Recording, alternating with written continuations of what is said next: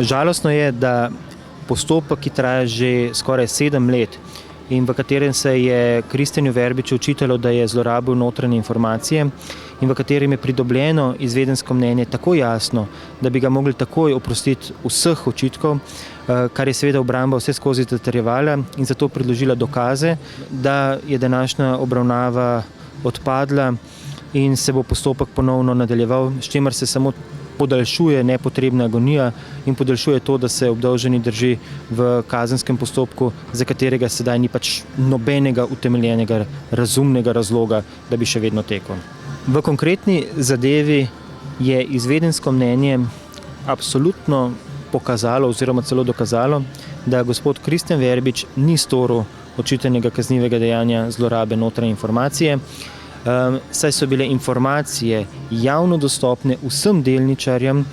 na način, da so bili obveščeni pisno, kakor tudi preko medijev in torej pojmovno gledano bi se mogel ta postopek takoj ustaviti.